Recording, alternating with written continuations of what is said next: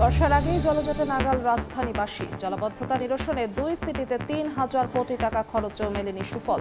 এবার খাল উদ্ধারের উদ্যোগে ভোগান্তি কমার আশা। জুলাই অভ্যুত্থানের পরও নিবন্ধন ইস্যুতে অন্তর্বর্তী সরকারের আন্তরিকতা নিয়ে আক্ষেপ জামায়াতের। আইনি লড়াইয়ে দ্রুত ফিরে পাওয়ার আশা নেতাদের। 8 বছরে মিয়ানমার বাদে 11 দেশে মাত্র 5,000 রোহিঙ্গাকে পুনর্বাসন জাতিসংঘের। নিজ দেশে ফেরার আকুতি আশ্রিতদের। প্রত্যাবাসন বাধাগ্রস্ত হচ্ছে বলছে কমিশন। আজ থেকে রেলপথে ঈদ যাত্রা শুরু। কমলাপুরে ঘরমুখী মানুষের ভিড়। এক্সপ্রেসওয়ের কাজ চলায় নবীনগর, চন্দ্রা ও টঙ্গী আশুলিয়া সড়কে যানজটের শঙ্কা। এবং রাজধানীতে জমে ওঠার অপেক্ষায় কোরবানির পশুর হাট। 2.5 লাখ টাকার গরুর সংখ্যায় বেশি বলছেন ক্রেতা। মজুদ থাকায় খাতুনগঞ্জে কমেছে সব মশলার দর।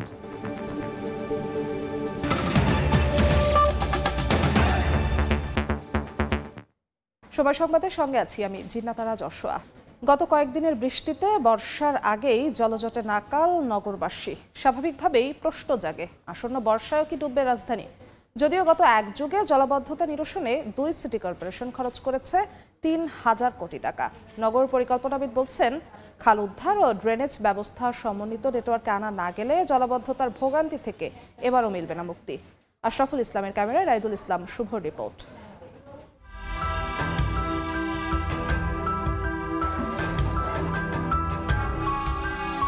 রাজধানীতে যে কটি এলাকার মানুষকে জলজটের নাকাল হতে হয় তার মধ্যে অন্যতম মিরপুর। রাজধানীবাসীর ভোগান্তি কমাতে তৈরি করা হয় 1,200,000 কোটি টাকার ব্যয়ে মেট্রো রেল প্রকল্প, যা কিনা উপর দিয়ে বয়ে চলেছে আমার। আর আমি নিচে যেখানে দাঁড়িয়ে আছি সেখানে জলাবদ্ধতার সৃষ্টি হয়েছে। এটি কোনো বৃষ্টির পানি নয়, ড্রেনের পানি সড়কে এসে পৌঁছেছে। এই এলাকার বেহাল ড্রেনেজ ব্যবস্থা বলে দিচ্ছে আসন্ন বর্ষা মৌসুমেও ভোগান্তি থেকে নিস্তার নেই। শুধু মিরপুর নয়, প্রতি বছর সামান্য বৃষ্টিতে ভয়াবহ জলাবদ্ধতার কবলে পড়ে রাজধানীর 1/2 এলাকা। ধানমন্ডি 27-এ দেখা যায় সড়কে পানি নিষ্কাশন পাইপের মুখেই জমে আছে ময়লা। ম্যানহোলে ময়লা জমে ড্রেনের পানি উপচে সড়কে আসার উপক্রম। ফোন দিতে তারপরে যায় 1, 2 জন 3 জন একদিন আসে, কিন্তু ওরা ওদের যে দায়িত্ব সেই দায়িত্ব মোতাবেক কোনো কাজই করে না। ওরা যাত্রী নেওয়া যায় না, ময়লার ভিতরে নামে না, আবার বসে থাকতে হয়। কোমর পর্যন্ত পানি, গাড়ি টাইনা নিতে হয়, কারণ যাত্রীও নামে না, গাড়িও চাপাইতে হয়, সরাইতে হয়, গাড়ি স্টার্ট নেয় না। এখানকার ময়লা আবর্জনা পানি আসে, সেটা মানুষের গায়ে লাগছে। আমার ওয়াইফ আমার ঘরেই ঢুকতে দিচ্ছিল না, এরকম একটা ব্যাড স্মেল আলা পানি। আন্ডারগ্রাউন্ডগুলো ভালো করে করতে হবে, বড় করে করতে হবে, পরিষ্কার করতে হবে, তাহলে তো হবে না। দীর্ঘমেয়াদের একটা সময় নিয়ে কাজ করবে, এই কাজগুলো কেউ করার চেষ্টা করে না। কেন করে না? তার সদিচ্ছার অভাব আছে। জলাবদ্ধতা নিরসনে চলতি বছরের ফেব্রুয়ারিতে নতুন করে ঢাকার খালগুলো পুনরুদ্ধারের উদ্যোগ নেয় অন্তর্বর্তী সরকার, কিন্তু বাস্তবতা ভিন্ন। এলাকার যত ময়লা আছে সব খালের নিচে ফালায়। খালের এই মুখটা বন্ধ করে অবৈধরিষ্কার গ্যাস তৈরি করছে, আমরা কিছু বলতে পারি না। সরকার থেকে আমি লইছি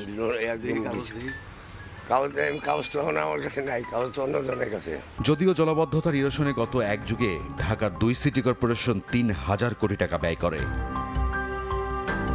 এবারের বর্ষায় জলাবদ্ধতা নিরসনে কিছু উদ্যোগ নেওয়া হয়েছে জানিয়ে এবার ভোগান্তি কম হওয়ার আশা পরিবেশ উপদেষ্টার। 2টা সিটি কর্পোরেশনই ড্রেনগুলো এবার বেশ আগে থেকে পরিষ্কার করার কাজ শুরু করেছে। আর কিছু পারি আর না পারি, খালের নিচটা অন্তত যদি আমরা গভীর করে দিই এবং ড্রেনগুলো পরিষ্কার করি, তাহলে জলাবদ্ধতাটা আশা করি এবার অন্যান্য বছরের তুলনায় কম হবে। পরিকল্পিত নগরায়নের পাশাপাশি খাল উদ্ধার ও ড্রেনেজ ব্যবস্থা সমন্বিত নেটওয়ার্কে আনা গেলে জলাবদ্ধতা নিরসন সম্ভব বলে মত নগর পরিকল্পনাবিদদের। খাল উদ্ধার হয়েছে অল্প অংশ, কিন্তু তার ডাউনফলে গিয়ে সেখানে ভরার, যার ফলে সেই পানিটা নামতে পারছে না। ড্রেনের ক্ষেত্রেও তাই, যে আমরা পুরো নেটওয়ার্কটাকে উদ্ধার না করতে পারলে কখনই এটা হবে না। ক্যালেন্ডারের পাতা অনুযায়ী বর্ষা মৌসুম শুরু হতে এখনো বাকি অন্তত 2 সপ্তাহ। সাগরে নিম্নচাপের প্রভাবে ঢাকায় গত কদিনের বৃষ্টি ও জলজট জানান দিচ্ছে আসন্ন মৌসুমেও ভোগাবে রাজধানীবাসীকে।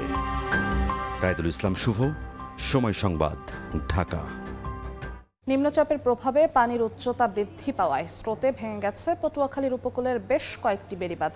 প্লাবিত হয়েছে নিম্নাঞ্চল, এতে পানিবন্দী হয়ে পড়েছেন হাজারো মানুষ। বিস্তারিত জানাতে গলাচিপার পানপট্টিতে আছেন সহকর্মী শিকদার জাবির হোসেন। সরাসরি যাচ্ছি তার কাছে।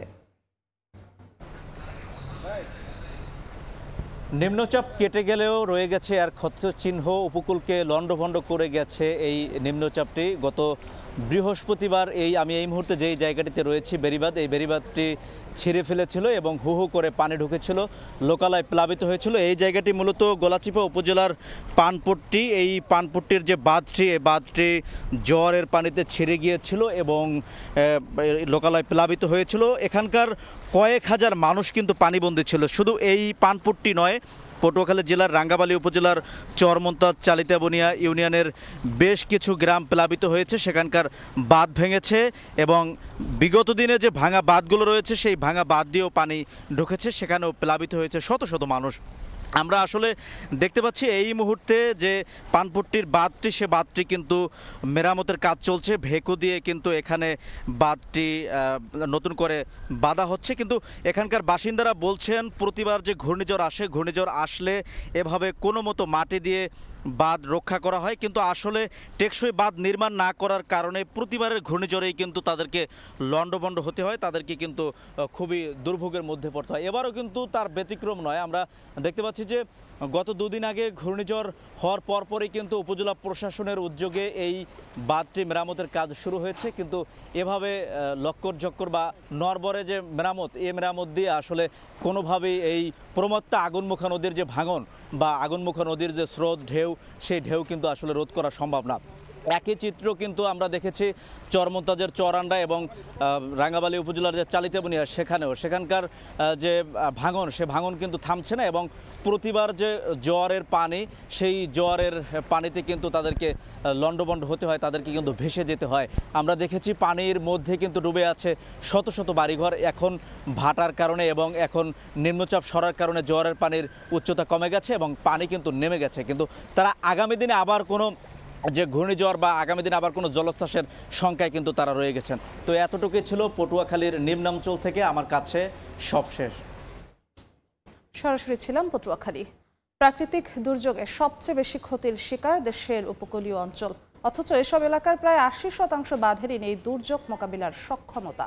সংশ্লিষ্টরা বলছেন, উপকূলীয় অঞ্চল রক্ষায় গুরুত্ব না দিলে সব ধরনের চাপ বাড়বে জাতীয় পর্যায়ে। তাই আসন্ন বাজেটে দুর্যোগ মোকাবিলায় এ খাতে জিডিপির ন্যূনতম ৩% বরাদ্দের পরামর্শ বিশেষজ্ঞদের। কাজল আব্দুল্লাহর রিপোর্ট। অরক্ষিত ঝুঁকিপূর্ণ অবকাঠামোর কারণে প্রতি বছর বসতভিটা, ফসল ও সম্পদ হারিয়ে নিঃস্ব হচ্ছে হাওর ও উপকূলবাসীর অনেকে। বিশ্বজুড়ে উপকূল বেষ্টিত দেশগুলো জলবায়ুর কারণে দুর্যোগে বরাদ্দ রাখে জিডিপির প্রায় ৫%, কিন্তু বাংলাদেশে এ খাতে চলতি অর্থ বছরের বরাদ্দ জুটেছে 0.76%। বিশেষজ্ঞরা বলছেন, উপকূলে এই মুহূর্তে প্রায় ৬,৫০০ কিলোমিটার টেকসই বাঁধ প্রয়োজন। সব বাঁধ আগামী ১০ বছরের মধ্যে নির্মাণ করতে হলে প্রয়োজন প্রায় ১,৩০,০০০ কোটি টাকা। ঢাকা শহরে মানুষ রাস্তায় থাকলেও তাকে পানি খেতে হবে, স্যানিটেশনে আমাদের মনোযোগ দিতে হবে। সো আমি এবার বলবো যে আমরা 10টা কথা বলবো না, দুটো কথা বলবো। একটা হলো বিশুদ্ধ পানির বন্দোবস্তের জন্য অ্যালোকেশন দেন, আর 2, সমস্ত পাথরের বাঁধ, বোল্ডার আমি একদিনে করতে পারবো না, অন্তত প্রতি বছর 12,000 কোটি টাকা এখানে অ্যালোকেশন দেন। জলবায়ু পরিবর্তনের প্রভাব ও দুর্যোগে ক্ষতিগ্রস্ত হাওর অঞ্চল, কিন্তু স্থানীয়দের সমন্বয়ে উন্নয়ন অবকাঠামো নির্মাণ না হওয়ায় স্থায়ী উপকারে আসছে না সরকারের কোনো খরচ। প্রান্তিক এলাকার জনগোষ্ঠী আসলে উপকৃত হচ্ছে না। আমরা অর্থনীতির ভাষায় অনেক সময় বলি ফেস পাউডার ইকোনমি। আমরা ফেসকে বা রাজধানীকে, বড় বড় শহরগুলোকে শুধুমাত্র মেকআপের মতো উন্নতি করছি, কিন্তু মূল যে জনগোষ্ঠী প্রয়োজন, প্রান্তিক জনগোষ্ঠী, সেই প্রান্তিক জনগোষ্ঠী কিন্তু সেভাবে উপকৃত হচ্ছে না। মূলত বাজেট হওয়া উচিত বটম আপ অ্যাপ্রোচ, মানুষের কাছে গিয়ে তাদের কাছ থেকে আসলে ইনফরমেশন দেওয়া দরকার, তাদের কি প্রয়োজন। আসন্ন বাজেটে জিডিপির কমপক্ষে ৩% অর্থ পরিবেশ, দুর্যোগ ব্যবস্থাপনা ও জলবায়ু খাতে বরাদ্দ রাখার পরামর্শ বিশেষজ্ঞদের। একটা আইডিয়াল সিচুয়েশন যদি আমরা বলি, টোটাল জিডিপির 3% এই জলবায়ু পরিকল্পনার জন্য বরাদ্দ রাখা উচিত। প্রতি অর্থ বছরে বাংলাদেশের সার্বিক জলবায়ু অর্থায়নে ঘাটতি $23.4 বিলিয়ন। এজন্য বৈদেশিক উৎস থেকে অর্থ জোগাড়ের পাশাপাশি দূষণকারী প্রতিষ্ঠানের ওপর 5% করারোপের তাগিদ খাত সংশ্লিষ্টদের। কাজল আব্দুল্লাহ, সময় সংবাদ, ঢাকা। রাজনৈতিক দল হিসেবে খুব শিগগিরই জামায়াতে ইসলামী তাদের নিবন্ধন ফিরে পাবে, এমনটাই প্রত্যাশা দলটির নেতাদের। তাদের আক্ষেপ, জুলাই অভ্যুত্থানের পরও নিবন্ধন ইস্যুতে দ্রুত সুবিচার নিশ্চিত করা অন্তর্বর্তী সরকারেরই উচিত ছিল। কাউসারা চৌধুরী কুমুর রিপোর্ট। 2009 সালে বাংলাদেশ জামায়াতে ইসলামের নিবন্ধন চ্যালেঞ্জ করে রিট করা হয় আদালতে। রিট দায়ের করেন তরিকত ফেডারেশনের সে সময়কার সেক্রেটারি জেনারেল সৈয়দ রেজাউল হক চাঁদপুরি, জাকের পার্টির মহাসচিব মুন্সি আব্দুল লতিফ এবং সম্মিলিত সাংস্কৃতিক জোটের প্রেসিডেন্ট মাওলানা জিয়াউল হাসান সহ 25 জন। পরবর্তীতে 2013 সালের 1 আগস্ট বিচারপতি এম ইনায়েতুর রহিম ও বিচারপতি কাজী রেজাউল হকের বেঞ্চ দলটির নিবন্ধন অবৈধ ও বাতিল ঘোষণা করে রায় দেন। সবশেষ 2018 সালের অক্টোবরে জামায়াতে ইসলামের নিবন্ধন বাতিলের প্রজ্ঞাপন জারি করে তৎকালীন নির্বাচন কমিশন। 5 আগস্ট হাসিনা সরকারের পতনের 2 মাস পর জামায়াতে ইসলামের বাতিল হওয়া নিবন্ধন ফিরে পেতে খারিজ হওয়া আপিল আবেদন পুনরুজ্জীবিত করে দেশের সর্বোচ্চ আদালতের আপিল বিভাগ। ফলে নিবন্ধন ও দলীয় প্রতীক দাঁড়িপাল্লা ফিরে পেতে জামায়াতের আইনি লড়াইয়ের পথ খুলে যায়। চলতি বছরের মার্চে নিবন্ধন ফিরে পেতে শুরু হয় আপিল শুনানি। জামায়াতের পজিশনে অনেক পলিটিক্যাল পার্টি ছিল যাদের রিভাইজড কনস্টিটিউশন জমা দেওয়া হয়েছে দেরি করে। একটা পলিটিক্যাল পার্টিকে ইলেকশন করতে প্রিভেন্ট করাটা সেটা হচ্ছে অ্যান্টি ডেমোক্রেটিক। ডেমোক্রেসি হচ্ছে আমাদের সংবিধানের একটা বেসিক পিলার, এবং আরেকটা জিনিস হচ্ছে ফ্রিডম অফ এক্সপ্রেশন, এটার পরিপন্থী। সুবিচার পাওয়ার আশা করছেন দলটির সেক্রেটারি জেনারেল। তার মতে, আওয়ামী লীগ সরকারের নজিরবিহীন জুলুম অত্যাচারের পর নিবন্ধন প্রশ্নে বর্তমান সরকার আরও আন্তরিক হতে পারত বলেও মনে করেন জামায়াতের এর শীর্ষ নেতা। অন্যায়ভাবে আমাদের উপর জুলুম করে এটা বাতিল করেছে। সরকারেরই এটা কর্তব্য ছিল, যারা আমরা জুলাই অভ্যুত্থানের মিত্র ছিলাম সেই আন্দোলনের ভিত্তিতে প্রতিষ্ঠিত সরকারের এটা কর্তব্য আমাদের প্রতি সুবিচার করা। দলটির আশা, নিবন্ধনের রায় জামায়াতের পক্ষে আসার পাশাপাশি বহাল থাকবে দাঁড়িপাল্লা প্রতীকটিও। নিবন্ধন প্রতীক সহ ইনশাআল্লাহ আমরা আদালতের মাধ্যমে ফেরত পাবো। কাউসারা চৌধুরী কুমু, সময় সংবাদ, ঢাকা। 4 দিনের জাপান সফর শেষে দেশের উদ্দেশ্যে রওনা দিয়েছেন প্রধান উপদেষ্টা অধ্যাপক মোহাম্মদ ইউনুস। শনিবার জাপানের স্থানীয় সময় বেলা 11:20 ঢাকার উদ্দেশ্যে রওনা হন তিনি। এর আগে বুধবার প্রধান উপদেষ্টা ও তার সফর সঙ্গীরা টোকিও যান। সফরের প্রথম দিনে ডক্টর ইউনুস সাক্ষাৎ করেন জাপানের সাবেক প্রধানমন্ত্রী তারো আসোর সঙ্গে। তৃতীয় দিনে বৈঠক করেন বর্তমান প্রধানমন্ত্রী শিগেরু ইশিবার সঙ্গে, যেখানে 2 দেশের মধ্যে 6টি সমঝোতা স্মারক ও চুক্তি সই হয়। এছাড়া শুক্রবার সন্ধ্যায় জাপানের শোকা ইউনিভার্সিটি থেকে অনারারি ডক্টরেট ডিগ্রি গ্রহণ করেন অধ্যাপক ইউনুস।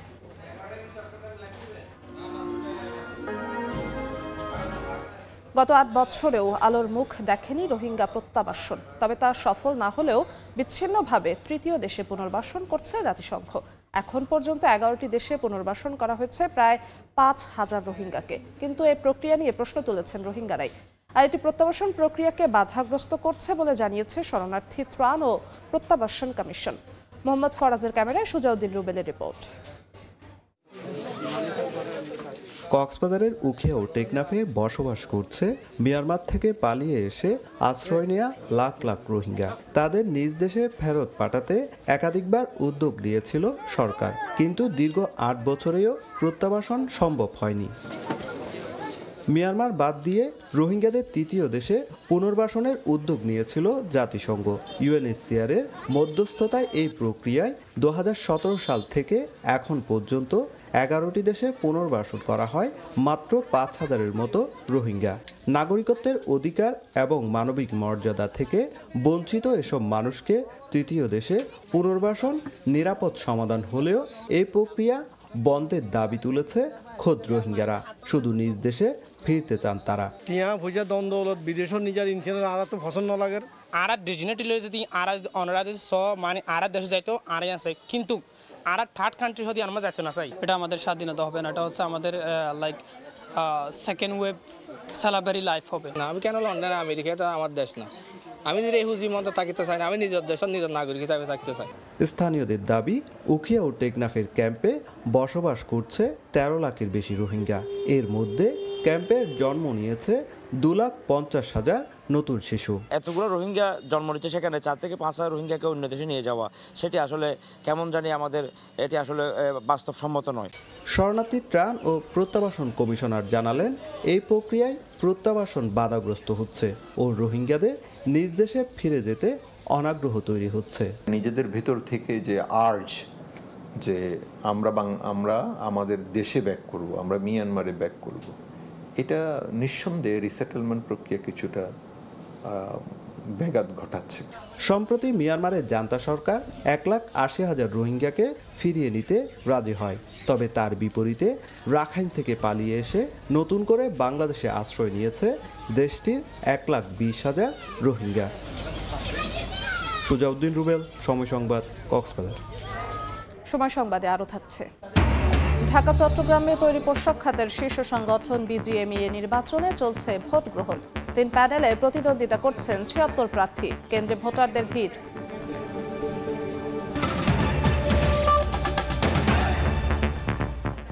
রেলপথে আজ থেকে শুরু হয়েছে ঈদযাত্রা। সকালে কমলাপুর স্টেশনে ভিড় দেখা গেছে ঘরমুখী যাত্রীদের। আরও জানাতে এই মুহূর্তে কমলাপুর আছেন সহকর্মী শাকির আহমেদ। সরাসরি যাচ্ছি তার কাছে। শাকির, পবিত্র ঈদ উল আজহাকে কেন্দ্র করে ঈদ যাত্রার আজ কিন্তু প্রথম দিন। আমরা যদি বলতে যাই যে ট্রেন কিন্তু সবচেয়ে স্বস্তিদায়ক যাত্রা, সেই রেলপথকে যাত্রীরা কিন্তু তাদের প্রথম পছন্দ হিসেবে বেছে নেন। আমরা যদি বলতে চাই যে আজ সকাল 6টায় ধূমকেতু এক্সপ্রেস যেটি রাজশাহীর উদ্দেশ্যে ছেড়ে গিয়েছে, সেটির মাধ্যমে কিন্তু চলতি ঈদ উল আজহার যে ঈদ যাত্রা ট্রেনের সেটি শুরু হয়েছে।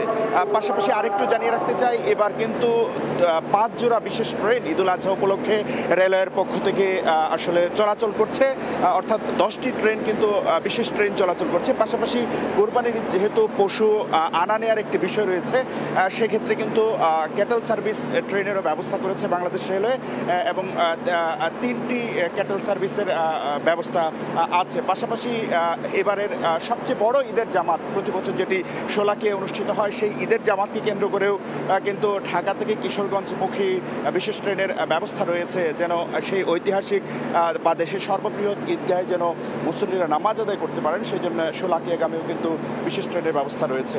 যদি নিরাপত্তার বিষয়টি বলতে যাই, যে আইনশৃঙ্খলা বাহিনীর সদস্যরা কিন্তু এই প্ল্যাটফর্মে প্রবেশের আগেই যাত্রীদের টিকিট চেকিং সহ সব ধরনের যে আনুষ্ঠানিক যে নিরাপত্তা কার্যক্রম রয়েছে সেটি কিন্তু তারা নিশ্চিত করছেন, এবং তারা বলছেন সব ধরনের কালোবাজারি সহ নানা ধরনের যে অপরাধ রেলওয়েতে হয়, রেল যাত্রা বা ট্রেন যাত্রায় হয়, সেই অপরাধগুলো যেন শূন্যে নামিয়ে আনা যায়, সেই চেষ্টাই কিন্তু করছে রেলওয়ে কর্তৃপক্ষ, এমনটি কিন্তু আমাদেরকে জানানো হয়েছে।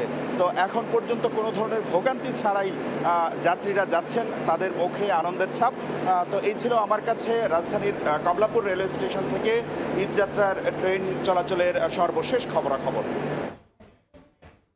রাজধানীর কমলাপুর রেল স্টেশন থেকে সরাসরি যুক্ত হয়েছিলেন সহকর্মী শাকির আহমেদ। আশুলিয়ায় একদিকে এলিভেটেড এক্সপ্রেসওয়ে নির্মাণ কাজ, অন্যদিকে সড়কে খানাখন্দ, তার সঙ্গে যোগ হয়েছে পশুবাহী ট্রাক ও ঘরমুখী মানুষের বাড়তি চাপ।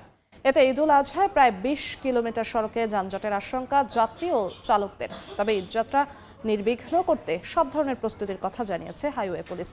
মনির হোসেনের ছবি ও মোজাফফর হোসেন জয়ের তথ্য নিয়ে রিপোর্ট। বিমানবন্দর থেকে শুরু হওয়া ডিইপিজেড পর্যন্ত এলিভেটেড এক্সপ্রেস ওয়ের নির্মাণ কাজের এই চিত্র নবীনগর চন্দ্রা ও টঙ্গী আশুলিয়া ইপিজেড সড়কের। এমনিতেই প্রতিনিয়ত যানজট বিড়ম্বনায় থাকা সড়কটিতে বাড়তি ভোগান্তি হিসেবে যোগ হয়েছে জলাবদ্ধতা ও খানাখন্দ। এতে যাত্রীরা যানজট আতঙ্কে ঈদে নির্বিঘ্নে বাড়ি ফেরা নিয়ে চরম ভোগান্তিতে পড়ার শঙ্কায়। বেহাল অবস্থা, এতে জনগণ বাড়িতে ঠিক মতো যেতে পারবে না। রাস্তা যে খানাখন্দ, এতে প্রতিদিন অ্যাক্সিডেন্ট হতেছে। সবসময় জ্যাম পোহাতে হয়, গত ঈদেও অনেক জ্যাম পোহাতে হয়েছে, এবারও আরো বেশি হয়তো বা হবে। রাস্তায় ভাঙা, এর কারণে প্রচুর পরিমাণ জ্যাম হবে। গর্ত ভরা, খাল খনন, তার মধ্যে মোটরসাইকেল চালাতে আমাদের সমস্যা হচ্ছে। পরিবহন সংশ্লিষ্টরা বলছেন, বর্ষা মৌসুম শুরু হওয়ায় আশুলিয়া থেকে বাইপাইল পর্যন্ত সড়কটিতে খানাখন্দ আর জলাবদ্ধতার কারণে চরম ভোগান্তিতে পড়তে হয় পরিবহনগুলোকে। তার সঙ্গে যোগ হয়েছে কোরবানির পশুবাহী ট্রাক ও ঈদে ঘরমুখ যাত্রীদের চাপ। এছাড়া যত্রতত্র যানবাহন পার্কিং আর ব্যাটারি চালিত অটোরিকশার দৌরাত্মের কারণে বাড়তি ভোগান্তি হতে পারে এই সড়কে। জামজট লাগিয়ে আছে, উল্টা পাল্টা গাড়ি ঢুকায়, ভাঙ্গা টাঙ্গা আছে, যেখানে ডাইভারশন দেওয়া আছে ওগুলো নিয়ে জাম পড়তেছে। সেতুর কাছে ওখানেও জাম লাগে, ওটাও হয়নি কাজ ক্লিয়ার। ছুটি কাটাবে মানুষ, তাকে এখানে রিড করতে হবে যদি এই রাস্তাকে ব্যবহার করে কোনো পরিবহনকারী। দিন শেষ হয়ে যায় এখানে, খাবো কি, যাবো কি, কিভাবে কি করবো? অটো রিক্সা যদি উল্টে পাশে না আসে তাহলে এই যানজটগুলা হবে না। আর উত্তরবঙ্গ থেকে দক্ষিণবঙ্গ থেকে ট্রাকগুলো ঢুকবে, সেটা আমাদের জন্য সম্ভাবনা বেশি। আমাদের যানজটের জন্য ট্রাকে যাত্রী উঠায়, তখন আমাদের গাড়ি পরিবহন সেক্টরটা আপনার প্রবলেম হয়ে দাঁড়ায়। আসন্ন ঈদে সড়কে প্রতিবন্ধকতার শঙ্কার কথা স্বীকার করে সংকট নিরসনে প্রয়োজনীয় প্রস্তুতি নেওয়া হয়েছে জানায় হাইওয়ে পুলিশ। সর্বোচ্চ হলো চেষ্টা আছে মানুষকে নির্বিঘ্নে বাড়িতে পৌঁছানোর ব্যাপারে আমরা বদ্ধপরিকর। রাস্তায় যদি কোনো স্ট্রাকচারাল কোনো প্রবলেম থাকে সেটাকে মাথায় নিয়েও আমরা কাজ করতেছি। উত্তরবঙ্গ ও দক্ষিণ পশ্চিমাঞ্চলের কয়েক হাজার যানবাহন প্রতিদিন এই দুটি সড়কে চলাচল করলেও ঈদে এই সংখ্যা বেড়ে যায় কয়েক গুণ। সময় সংবাদ, সাভার। রাজধানীর পশুর হাট কয়েকদিন ধরে দেশের বিভিন্ন প্রান্ত থেকে বিক্রেতারা কোরবানির পশু নিয়ে এলেও বৃষ্টির কারণে শুরু হয়নি বেচাকেনা। ঈদের 4 থেকে 5 দিন আগে হাট জমে উঠবে বলে আশা বিক্রেতাদের। তবে এবার পশুর দাম কিছুটা বেশি বলে অভিযোগ ক্রেতাদের। প্রতি বছর কোরবানির পশুর হাটের চিত্রই জানান দেয় ঈদুল আজহার আগমনী বার্তা। অন্যবার ঈদের প্রায় 15 দিন আগেই হাটের প্রস্তুতি সম্পন্ন হলেও এবার ঢাকার 2 সিটি কর্পোরেশনের দরপত্রের কার্যক্রমে দেরি হওয়ার পাশাপাশি বৈরী আবহাওয়ায় পিছিয়ে গেছে হাট প্রস্তুতের কাজ। রাজধানীর গাবতলী পশুর হাটে বাঁশ ত্রিপল দিয়ে অস্থায়ী ছাউনি তৈরি করা হলেও এখনও পশু তোলা শুরু হয়নি। তবে উত্তরার দিয়াবাড়ি পশুর হাটে দেশের বিভিন্ন এলাকা থেকে আনা হয়েছে কোরবানির পশু। কয়েকদিনের টানা বৃষ্টির কারণে বেচাকেনা না থাকলেও আগামী কয়েকদিনের মধ্যেই জমে উঠবে বলে আশাবাদী বিক্রেতারা। বৃষ্টির কারণে খরিদ্দার আসেনি, আসতেছে টুকটাক করে। আসার পর তিনি খুবই বৃষ্টি, মানে পাও গা মাওয়া আগেতে খুব কষ্ট করতেছি। বড় বড় গরু লিয়াইছি, বৃষ্টি সারা আমদানি হবে, লোক আমদানি হবে, বিক্রি ভালোই হবে, এটা আশা করছি আমরা। কোরবানির হাটে এবার 1,20,000 টাকা দামের গরু থেকে 2.5 লাখ টাকার গরুর সংখ্যাই বেশি। তবে এখনও দিয়াবাড়ি হাটে ওঠা সবচেয়ে বড় গরুর দাম 9 লাখ টাকা। ক্রেতাদের অভিযোগ, গত বছরের তুলনায় এবার পশুর দাম কিছুটা বেশি। বিক্রেতারা বলছেন, গোখাদ্যের দাম বৃদ্ধির কারণে বাড়তি এবার পশুর দামও। 4 বছর যাবত আমি নিজে লালন পালন করছি। হাটের ভিতর আশা করি সবচেয়ে বড় গরু এটার আমি দাম চাচ্ছি 9 লক্ষ টাকা। মিডিয়াম গরু 1,20,000 টাকার এর মধ্যে, আর তারপরে মাঝারি গরু 2-2.5 লক্ষ টাকার মধ্যে পাওয়া যাবে। দামটা খুব বেশি চাচ্ছে আর কি, যেভাবে দাম চাচ্ছে আমার কাছে মনে হয় দাম যা তার দ্বিগুণের চেয়ে বেশি চাচ্ছে আর কি। ঢাকার 2 সিটি কর্পোরেশন এলাকায় এবার মোট হাট বসেছে 19টি। প্রতিটি পশুর হাসিল ধার্য করা হয়েছে পশুর দামের শতকরা 5 টাকা। সাদিকুর রহমান, সময় সংবাদ, ঢাকা। ঈদ সামনে রেখে রাজধানীর হাটগুলোতে দেশের বিভিন্ন এলাকা থেকে আনা হচ্ছে কোরবানির পশু। এই মুহূর্তে উত্তরার দিয়াবাড়ি হাটে আছেন সহকর্মী সাদিকুর রহমান, সরাসরি যাচ্ছি তার কাছে। সাদিক, ঈদুল আজহার মাত্র 1 সপ্তাহ বাকি, তারপরও কিন্তু দেখা যায় গত কয়েকদিনে যে টানা বৃষ্টি, এর কারণে কিন্তু বৈরী আবহাওয়ায় এই রাজধানীর যে কোরবানির পশুর হাটগুলি সেগুলো কিন্তু জমে উঠতে পারেনি। তবে বৈরী আবহাওয়া কাটিয়ে আজকে অনুকূল আবহাওয়ায় কিন্তু দেখা যায় সকাল থেকেই এই যে গাবতলী পশুর হাটে এখানে ক্রেতাদের ভিড় আমরা দেখতে পাচ্ছি। এখানে বেচা কিনা শুরু হয়েছে এবং আমরা যেটা দেখতে পাচ্ছি যে এখানে যদিও অনেক প্রস্তুতিও চলছে পাশাপাশি, এবং এখানে যে গরুগুলি আনা হয়েছে বিভিন্ন প্রান্ত থেকে, বিশেষ করে উত্তরাঞ্চলের বিভিন্ন জেলা থেকে, যেমন পাবনা, সিরাজগঞ্জ, রাজশাহী, নাটোর এবং বিভিন্ন অঞ্চল থেকে যে গরুগুলি এসেছে এইগুলিকে আসলে বিক্রি করা হচ্ছে। এখানে ক্রেতারা এসেছেন, দেখেছেন, আসলে বিভিন্ন জনের মন্তব্য রয়েছে। যেমন তারা বলছেন যে এবার দামটা একটু বেশি, যদিও প্রথম দিকে একটু বেশি দাম অভিযোগ থাকে, পরবর্তীতে এটা কয়েকদিন পরে আবার নেমে যায়। তবে এখানে যারা বিক্রেতা আছেন তারা যেটা বলছেন যে আরও জমে উঠতে কয়েকদিন সময় বাকি আছে, মানে আর কয়েকদিন পরে এটা জমে উঠবে, অর্থাৎ 4 তারিখ 3-4 তারিখের দিকে আসলে ঈদের যখন হাতে গোনা কয়েকদিন বাকি থাকবে, 2-3 দিন, তখনই মূল বেচাকেনা এটা শুরু হবে। তবে এখনও আমরা এখানে ক্রেতাদেরকে দেখেছি যে এখানে কেনাকাটা করতে আসছে, যে আসলে গরু কিনছেন, দরদাম করছেন। আমরা দেখেছি আসলে গাবতলী পশুর হাটের আসলে বিশাল একটা অংশ জুড়েই এখনও প্রস্তুতি চলছে, ত্রিপল, তারপরে সার্বিকভাবে এখানে গরু আসছে এবং প্রস্তুতি কিন্তু এখনও পুরোপুরি শেষ হয়নি। যেই অংশটুকু আসলে ত্রিপল দিয়ে এখানে ব্যবস্থাপনা করা হয়েছে সেখানে কিন্তু গরু আনা হয়েছে এবং বেচা বিক্রি হচ্ছে। এখানে রাজধানীতে আসলে 19টি পশুর হাট রয়েছে দক্ষিণ এবং উত্তর সিটি কর্পোরেশন এলাকায়, এবং এখানে আমি বেশ কয়েকটি পশুর হাটের খবর নিয়েছি। গাবতলী যেরকম কিছুটা জমে উঠেছে, তার থেকে বেশি জমে উঠেছে উত্তরা দিয়াবাড়ি যেই পশুর হাটটি, সেখানে প্রায় 200 একর জমিতে 30,000-এর মতো গরু বা পশু এখানে আনা হয়েছে এবং জমে উঠতে শুরু করছে, এবং সার্বিক নিরাপত্তার জন্য কিন্তু এখানে পুলিশ নিয়োজিত আছে। এই ছিল এখান থেকে সবশেষ তথ্য। তৈরি পোশাক খাতের শীর্ষ সংগঠন বিজিএমইএ এর 2025-27 মেয়াদের নির্বাচনের ভোট গ্রহণ চলছে। ঢাকা ও চট্টগ্রামের 2 কেন্দ্রে সকাল 8টায় শুরু হয় ভোট গ্রহণ। এবারের নির্বাচনে 35 পরিচালক পদের বিপরীতে 3টি প্যানেলের মোট 76 প্রার্থী প্রতিদ্বন্দ্বিতা করছেন। ফোরাম এবং সম্মিলিত পরিষদ প্যানেল সব পরিচালক পদে প্রার্থী দিলেও আরেক প্যানেল ঐক্যজোট পরিষদ দিয়েছে 6টিতে। এবারের নির্বাচনে কেবল সচল কারখানার উদ্যোক্তাদের ভোটার করায় ভোটার সংখ্যা কমেছে। আগে নির্বাচনে 2496 জন ভোটার হলেও এবার এ সংখ্যা 1865। বিকেল 5টায় শেষ হবে ভোট গ্রহণ। দেখছেন সময় সংবাদ। দেশের বাইরের খবর। ট্রাম্প প্রশাসনকে 5 লাখ অভিবাসীর বৈধতা প্রত্যাহারের অনুমতি দিল সুপ্রিম কোর্ট। সুপ্রিম কোর্টের রায়ে কিউবা, হাইতি, নিকারাগুয়া ও ভেনেজুয়েলার প্রায় 5,30,000 অভিবাসী যুক্তরাষ্ট্রে থাকার বৈধতা হারাতে পারেন।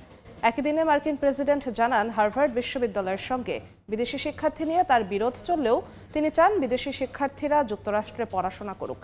এদিকে ডিওজিইর প্রধান হিসেবে ইলন মাস্কের শেষ দিনে তাকে ধন্যবাদ জানিয়ে প্রেসিডেন্ট বলেন, মাস্ক ভবিষ্যতেও প্রশাসনের সঙ্গে যুক্ত থাকবেন। কয়েক হাজার কর্মসংস্থান ও বহু সরকারি প্রকল্প বাতিল করে আলোচনার সংবাদগুলো জানিয়ে দিচ্ছি আরেকবার। রেলপথে ঈদযাত্রা শুরু। কমলাপুরে ঘরমুখী মানুষের ভিড়। এক্সপ্রেসওয়ের কাজ চলায় নবীনগর চন্দ্রা সড়কের যানজটের সংখ্যা। অটোরিকশার দৌরাত্ম্য বন্ধের পরামর্শ। রাজধানীতে জমে ওঠার অপেক্ষায় কোরবানির পশুর হাট। জেলায় জেলায় শুরু হয়েছে বেচাকেনা। পর্যাপ্ত মজুদ থাকায় খাতুনগঞ্জে কমেছে সব মশলার দাম। এবং বর্ষার আগে জলজটে নাকাল রাজধানীবাসী। জলাবদ্ধতা নিরসনে 3,000 কোটি টাকা খরচও মেলেনি সুফল। খাল উদ্ধারের উদ্যোগে ভোগান্তি কমার আশা।